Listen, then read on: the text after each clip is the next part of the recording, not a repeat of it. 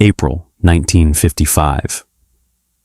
A dry lakebed in the Nevada desert becomes America's most classified military installation, a place the U.S. government will deny exists for the next 58 years. By the time the CIA finally admits the truth in 2013, hundreds of witnesses have reported seeing craft that defy physics. Workers have died from exposure to unidentified substances, and one man has described technology he claims came from another world. What were they hiding in a facility so secret that even acknowledging its existence was considered a threat to national security? Groom Lake sits in the Nevada desert like a scar on the earth. The lakebed is dry, flat, and stretches for miles in every direction. There are no trees, no water, no signs of life, just sand, rock, and sky. In April 1955, the Central Intelligence Agency chose this exact spot for a reason. It was remote, it was hidden, and it was perfect for testing things the American public was never supposed to see. Area 51 is real. That sentence sounds simple now, but for nearly 60 years, saying it out loud could get you laughed out of a room. The government didn't just keep the base classified. They pretended it didn't exist at all. No maps showed it. No officials acknowledged it. If you asked about Groom Lake, you got silence. If you pressed harder, you got threats. The facility operated in a space beyond denial. It lived in a carefully maintained void. But people saw things. Starting in the 1950s and continuing for decades, pilots reported strange aircraft in the Nevada skies. Not strange like experimental jets. Strange like nothing that should be able to fly. Disc-shaped objects. Craft that hovered without sound. Vehicles that made right-angle turns at speeds that would crush a human body. These weren't random civilians telling campfire stories. These were commercial pilots, military observers, radar operators trained to identify aircraft. They all saw the same impossible things. The official explanation was always the same: weather balloons, atmospheric phenomena, misidentified commercial planes. The Air Force said it over and over until it became a rhythm. See something strange? Weather balloon. Film something unusual? Atmospheric distortion. Track something on radar that defies physics? Equipment malfunction. The explanation never changed. But neither did the sightings. The restricted airspace around Area 51 covers 2.9 million acres. The perimeter is patrolled by armed guards in unmarked vehicles. Locals call them the camo dudes. They don't wear official uniforms. They don't identify themselves. But they carry automatic weapons, and they have authorization to use them. Trespassing isn't just illegal. It can be fatal. Warning signs are posted every few hundred feet. Photography is forbidden. Anyone who gets too close is detained, their equipment confiscated, their names recorded. For 40 years, this is how it worked. The base existed in the space between rumor and fact. Everyone knew it was there. No one could prove it. The government maintained perfect deniability while operating one of the most active military installations in the country. Planes took off and landed daily. Workers drove in through guarded checkpoints. Construction continued year after year. But officially, there was nothing there. Then in May 1989, a man named Bob Lazar appeared on Las Vegas television. He sat in shadow, his face obscured, his voice disguised. He was a physicist, he said. He had worked at a facility called S4, located near Area 51. And what he had seen there changed everything he thought he knew about reality. He didn't speak in vague terms. He gave specific details, exact locations. Technical descriptions. He talked about propulsion systems that created their own gravitational fields. He described craft that bent space itself, and he said these vehicles were not built on Earth. Lazar claimed he had been hired to reverse engineer alien technology. He described 9 flying discs stored in hangars built into mountainsides. He talked about element 115, a super-heavy element he said powered the alien propulsion systems. He explained how the craft operated, how they moved, how they defied everything known about physics. His story was detailed, specific, testable, and here's what made it impossible to dismiss. 9 years later, in 2003, scientists successfully synthesized element 115 in a laboratory. They called it moscovium. It was exactly where Lazar said it would be on the periodic table. It had properties eerily similar to what he had described nearly a decade before it officially existed. Bob Lazar had no reason to know about element 115 in 1989. The scientific community hadn't predicted it. It wasn't part of mainstream physics discussions, but Lazar described it in technical detail, including its atomic weight and its role in gravity amplification. He did this on television, on the record, in a way that could be verified or disproven. And then, years later, the element appeared exactly as he said it would. This is where the official story starts to crack, not because of aliens or conspiracies, but because of something simpler and more disturbing. A man described something that shouldn't exist, and then it existed. The timeline doesn't start in 1989. It starts decades earlier, in July 1947, when something crashed near Roswell, New Mexico. The military issued a press release saying they had recovered a flying disc. Hours later, they retracted it. Weather balloon, they said. The correction was immediate and absolute, but in the months that followed, military activity in Nevada increased dramatically. Construction began in remote desert areas. Airspace restrictions appeared on maps. Something was being built. By 1955, Area 51 was operational.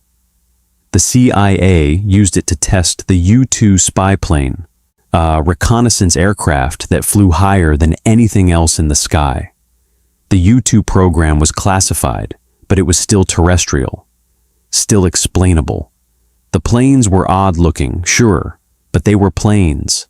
They had wings, engines, pilots. When people saw them at sunset, flying at 60,000 feet and catching light in strange ways, the Air Force could say it was a weather balloon, and most people accepted it. But the sightings didn't stop when the U-2 program became public. They intensified, and the descriptions changed. Witnesses reported craft with no wings, no visible propulsion, objects that accelerated from a standstill to hypersonic speeds in seconds, maneuvers that would generate 40 Gs of force, enough to liquefy a human body. These weren't experimental aircraft. They were something else entirely. The pattern repeated for decades. See something, report it, get shut down. Commercial pilots filed official reports. Military personnel submitted classified testimonies. Radar operators logged contacts that matched no known aircraft. And every single time, the official response was the same: deny, dismiss, discredit. When Bob Lazar went public in 1989, investigative journalist George Knapp decided to verify his story. Knapp wasn't a conspiracy theorist. He was an Emmy-winning reporter with a reputation for factual accuracy. He checked Lazar's background. He found co-workers who remembered him at Los Alamos National Laboratory. He verified employment records. He confirmed technical details. Lazar's story had problems, but it also had a disturbing amount of corroboration. Then things got strange. Lazar's educational records vanished. MIT and Caltech had no record of him attending, despite multiple witnesses remembering him there. His employment history at Los Alamos was disputed, even though a phone directory listed his name. Documents disappeared. People stopped talking. And in 2003, the FBI raided Lazar's business. The official reason was unrelated to Area 51, but the timing felt deliberate. The government's response to Lazar wasn't silence, it was erasure. They didn't just deny his claims. They systematically removed evidence of his existence from official records. His education vanished. His employment history became contested. Even his birth records were difficult to verify. It was as if someone had gone through his life with an eraser, removing anything that made his story credible. Meanwhile, Area 51 itself was expanding. In 1996, the government seized 4,000 additional acres of public land. The reason given was security. But the land they took included Freedom Ridge and Whitesides Peak, the only public vantage points where civilians could observe the base from a distance. After the seizure, there was nowhere left to watch from. The base became completely invisible. Then in 1994, something happened that changed everything. Workers from Area 51 came forward with a lawsuit. They claimed they had been exposed to toxic materials from burn pits on the base. The materials were unidentified. The workers described smoke that smelled wrong, chemical compounds that didn't match anything in standard databases. They got sick.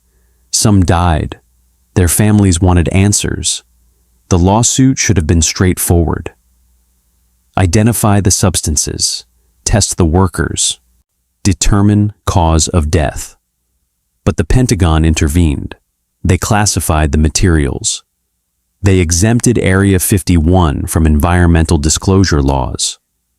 When families demanded to know what killed their loved ones, the government invoked national security. The case was dismissed. The substances were never identified. The families never got answers. Think about that for a moment. American workers died from exposure to unknown substances. Their families filed a lawsuit asking what those substances were. And the government's response was to classify the information and shut down the case. Not because identifying the materials would reveal weapons technology, not because disclosure would endanger operations, but because, according to court documents, revealing what was burned in those pits would threaten national security. What kind of material threatens national security just by identifying its composition? What were they burning that was so secret even its chemical makeup couldn't be disclosed? The workers' families never found out. The lawsuit was sealed. The documents remain classified. And whatever killed those men is still out there, unnamed and unexplained. By the end of the 1990s, the pattern was clear. Area 51 existed. Strange things happened there. People who got too close either disappeared, died, or had their lives systematically dismantled. The official explanation remained unchanged. Nothing to see. Move along. Weather balloons and swamp gas. But in 2013, something shifted. The CIA declassified documents that finally, officially acknowledged Area 51's existence. After 58 years of denial, the government admitted the base was real. They confirmed it was used for testing the U-2 and other reconnaissance aircraft. They provided maps, dates, operational details. What they didn't explain was everything else. The UFO sightings, the impossible maneuvers tracked on radar, Bob Lazar's claims, the unidentified substances that killed workers, the systematic erasure of records. They confirmed the base existed, but they revealed nothing about what actually happened there. The admission raised more questions than it answered. If they lied about the base's existence for 6 decades, what else are they lying about? Before 1989, Area 51 was a joke. UFO enthusiasts talked about it. Conspiracy theorists obsessed over it. But mainstream culture dismissed it as paranoid fantasy. The government's strategy was simple. Never acknowledge. Never engage. Let the silence speak for itself. And for decades, it worked. After Bob Lazar appeared on television, everything changed. Major news networks covered the story. Congressional representatives started asking questions. The base went from fringe conspiracy to legitimate national concern. The government couldn't ignore it anymore. So they shifted strategies. Instead of denying everything, they started confirming just enough to control the narrative. Yes, Area 51 exists. It's used for classified aircraft testing. The strange sightings? Experimental planes? The secrecy? National security. The explanation was reasonable, logical. It answered questions without revealing anything meaningful, and for most people, it was enough. But for those paying close attention, the cracks were showing. When officials claimed Lazar never attended MIT, our journalists found his name in a 1982 Los Alamos phone directory, listing him as a physicist. When the government said there was no evidence of unusual craft, commercial pilots produced radar data showing objects moving at speeds exceeding Mach 20. When authorities dismissed witness testimonies as unreliable, decorated military officers came forward with identical accounts spanning decades. The discrediting campaign was systematic. Witnesses were labeled mentally unstable. Researchers were called attention seekers. Anyone who took the mystery seriously was portrayed as gullible or delusional.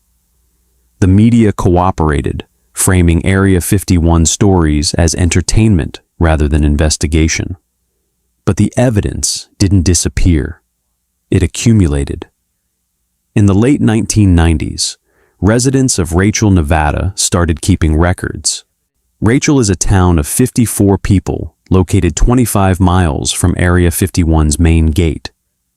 It sits on Highway 375, which the state officially designated the extraterrestrial highway in 1996. The residents weren't conspiracy theorists. They were ranchers, gas station owners, and motel operators. But they saw things that didn't make sense. Lights in the desert that pulsed and split into multiple objects. High-pitched humming sounds that vibrated through buildings at 2 a.m. Sonic booms that rattled windows but left no contrails. Strange vehicles on the highway at night, unmarked and moving in convoys. The residents documented everything. Dates, times, weather conditions, witness names. The records were meticulous, and the pattern was undeniable. The government's response was to increase security. More guards, more cameras, more land seizures. In 2005, motion sensors were installed along the entire perimeter. Anyone approaching within miles of the fence triggered an immediate response. The camo dudes would appear within minutes, heavily armed, ready to detain. They didn't ask questions. They didn't explain. They just made sure no one got close. Meanwhile, the chemical exposure lawsuit from 1994 continued to haunt the government. Families of the dead workers appealed the dismissal. They argued that identifying substances wasn't a national security threat. They demanded basic information. What were their loved ones exposed to? What killed them? Why couldn't the materials be named? Court documents from the appeals process revealed disturbing details. Workers described burning materials that produced smoke unlike anything they had encountered. The smell was wrong. Sweet but metallic, a chemical but organic. The smoke didn't dissipate normally. It hung in the air, thick and oily. Workers who spent time near the burn pits developed identical symptoms: respiratory failure, organ damage, unexplained cellular degradation. The Pentagon's response was to double down. They filed motions arguing that even acknowledging the existence of certain materials would compromise national security. They claimed that disclosure would reveal capabilities that must remain hidden. They invoked state secrets, privilege, a legal doctrine that allows the government to dismiss lawsuits if proceeding would expose classified information. The families lost. The appeals were denied. The substances remain unidentified to this day. Whatever was burned in those pits is still classified. The workers are still dead, and their families still don't know why. In 2003, Bob Lazar passed a polygraph examination administered by a former FBI polygrapher. The test focused on his core claims. Did he work at S4? Did he see alien spacecraft? Did he work on reverse engineering projects? The examiner concluded Lazar was being truthful. His story hadn't changed in 14 years. He maintained the same details, the same technical descriptions, the same unwavering account. But by 2010, something even stranger was happening. Navy pilots were encountering objects that matched decades-old Area 51 sighting reports. The objects were tracked on multiple radar systems simultaneously. Gun camera footage captured them. These weren't weather balloons or atmospheric phenomena. They were solid, physical craft performing maneuvers that violated known physics. In 2017, the Pentagon released 3 videos. They showed encounters between Navy pilots and unidentified aerial phenomena. The videos were authentic. The encounters were real. The craft exhibited behaviors identical to what witnesses had described near Area 51 for 60 years. Instant acceleration, hypersonic speeds without sonic booms, right-angle turns that should be impossible. The Pentagon confirmed the videos were genuine. They confirmed the encounters happened, but they offered no explanation. The objects were tracked by the most sophisticated radar systems in the world. They were filmed by military-grade cameras. They were witnessed by trained fighter pilots, and no one could explain what they were. The official term changed from UFO to UAP, unidentified aerial phenomena. The rebranding felt deliberate, less loaded, more scientific, but the mystery remained the same. These objects existed. They violated physics, and no government or military on Earth claimed to have built them. Witnesses from the 1950s who reported identical sightings near Area 51 were watching the news in disbelief. They had been called crazy for decades, dismissed as unreliable, labeled as attention seekers, and now the Pentagon was confirming everything they had said 6 decades later. In 2019, investigative journalist George Knapp, who had covered Bob Lazar's story 30 years earlier, produced a documentary. He tracked down former Area 51 workers willing to speak anonymously. They described seeing craft with no visible propulsion systems. They talked about compartmentalized projects where workers only knew fragments of larger programs. They mentioned biological materials that weren't human. The workers were careful. They didn't make wild claims. They spoke in measured terms, describing only what they personally witnessed. But the cumulative picture was disturbing. Something beyond conventional aircraft testing had been happening at Area 51. Something that required burning unidentifiable materials. Something that made the government lie about the facility's existence for 58 years. By 2020, the Department of Defense established the UAP Task Force, an official program to investigate unidentified aerial phenomena. It was the first time in half a century that the government formally acknowledged studying these objects. The task force collected reports from military personnel. They analyzed radar data. They studied footage. Their findings were classified. But in 2021, they released a preliminary assessment to Congress.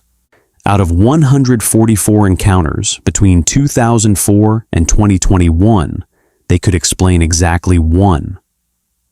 The remaining 143 defied conventional explanation. The objects demonstrated advanced technology. They posed a potential threat, and their origin remained unknown. The report was 9 pages long. It raised more questions than it answered. But it confirmed something undeniable. The phenomena were real. They had been happening for decades, and no one in the U.S. government could explain them. Area 51 workers who died in 1994 never got answers. Bob Lazar's educational records never reappeared. The substances burned in those desert pits were never identified. But the craft those workers might have been exposed to? The technology Lazar described? The phenomena pilots reported for 70 years? The Pentagon finally admitted they were real. Area 51 still exists. And the base operates every single day. Aircraft take off and land. Workers drive through checkpoints every morning. Construction continues. Security patrols the perimeter. The facility that the government denied for 58 years is now acknowledged, but remains completely classified. Nothing has changed except the admission that something is there. The case status today is simple. Area 51 is real. Its operations are classified. No tours are permitted. No transparency is offered. The airspace remains restricted. The shoot-to-kill authorization for trespassers is still in effect. You can see the base from space using satellite imagery, but you cannot get within miles of it on the ground without armed guards intercepting you. The impact of Area 51 on American culture is impossible to measure. It became the symbol of government secrecy, the place where official denials met undeniable reality. When people talk about not trusting the government, they often point to Area 51 as proof. The government lied about its existence for 6 decades. What else are they lying about? The town of Rachel, Nevada, transformed completely. What was once a dying desert outpost became a UFO tourism destination. The Little A-Lee Inn, a small motel and restaurant, now sells alien-themed merchandise and hosts visitors from around the world. Highway 375 attracts thousands of tourists annually. They come to stand at the boundary, to photograph the warning signs, to see the place that officially didn't exist. In 1996, the state of Nevada officially designated Highway 375 as the extraterrestrial highway. The same government that denied Area 51's existence approved a highway name celebrating the UFO phenomenon associated with it. The irony was lost on no one. Bob Lazar still lives quietly in the United States. He runs a scientific equipment company. He rarely gives interviews. When he does speak, his story remains unchanged. Same details, same technical descriptions, same unwavering account. 35 years have passed since he appeared on Las Vegas television. His claims have never been proven, but they've never been disproven either. He has passed multiple polygraph examinations. He maintains his story was true. George Knapp continued reporting on Area 51 and UAPs for decades. He won multiple Emmy Awards. He never retracted his coverage of Lazar. He never backed down from the story. Other journalists dismissed him. Colleagues questioned his judgment. But Knapp's reporting was eventually vindicated when the Pentagon started releasing UAP footage and establishing official investigation programs. The families of workers who died from chemical exposure never got closure. Their lawsuits were dismissed on national security grounds. The substances that killed their loved ones were never identified. Court records remain sealed. The families know their relatives worked at Area 51. They know those men were exposed to something in burn pits. They know it killed them, but they will never know what it was. The government invoked national security and shut the door permanently. The place itself continues operating at full capacity.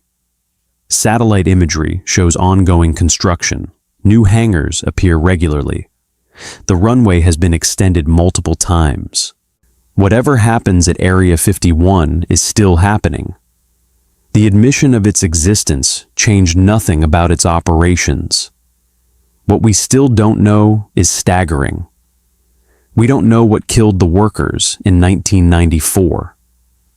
We don't know why their deaths required classifying the substances that caused them. We don't know if Bob Lazar's claims about element 115 and alien technology were true.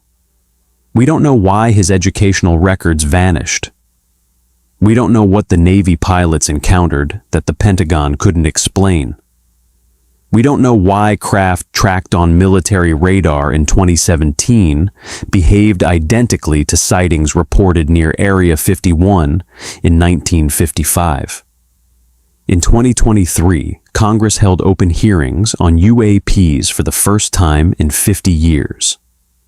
Military whistleblowers testified under oath. One former intelligence officer claimed the U.S. a government has retrieved craft of non-human origin. He testified that biological materials were recovered from crash sites. He said a secret reverse engineering program has existed for decades. His testimony was given under penalty of perjury. He was a decorated veteran with high-level security clearances. His claims were specific, detailed, and verifiable through classified channels. Congress took him seriously enough to hold public hearings. The modern parallels are impossible to ignore. In 2020, the Pentagon established the UAP Task Force. In 2021, they released a report confirming 143 unexplained encounters. In 2022, they established the All-Domain Anomaly Resolution Office to continue investigations. In 2023, whistleblowers testified to Congress about recovered non-human craft. Yet everything happening now mirrors what witnesses reported at Area 51 for 70 years. The same descriptions, the same impossible maneuvers, the same official stonewalling, confirmation without explanation, admission without disclosure. The terror of Area 51 isn't aliens. The terror is simpler and more immediate. It's living in a country where your government maintains a 6-decade lie about a military base that exists on maps. It's watching workers die from exposure to classified substances and having courts block their families from learning what killed them. It's seeing fighter pilots capture footage of objects that violate physics and having the Pentagon confirm the footage is real but offer no explanation. The terror is knowing that truth exists in a space you cannot access. Evidence is classified. Witnesses are discredited. Records disappear. And the official response to every question is the same measured silence that has persisted since 1955. Area 51 taught Americans a specific lesson about government secrecy. The lesson wasn't that conspiracies are real. The lesson was that official denials mean nothing. For 58 years, the government said Area 51 didn't exist. They were lying the entire time. The base was operational. Thousands of people worked there. Aircraft flew daily. And the official position was absolute denial. If they lied about that for 6 decades, what else are they lying about right now? In 2013, the CIA admitted Area 51 exists. In 2023, Congress held hearings on non-human biologics recovered from crash sites. The gap between those two admissions is 10 years. The gap between Area 51 becoming operational and the government admitting it existed was 58 years. How long until they admit what's happening now? The question isn't whether Area 51 is hiding something. The CIA already confirmed the base exists and operates classified programs. The question isn't whether UAPs are real. The Pentagon already confirmed that with video evidence and official reports. The question is simpler and more disturbing. What else have they been lying about? What other facilities don't officially exist? What other programs operate in the space between denial and confirmation? What other workers have died from exposure to substances too classified to name? Area 51 exists in the Nevada desert. You can see it from space, but you cannot visit it. You cannot photograph it from close range. Like you cannot ask what happens there without receiving the same answer that has persisted for 70 years. It's classified. National security. No comment. The mystery isn't what's hidden at Area 51.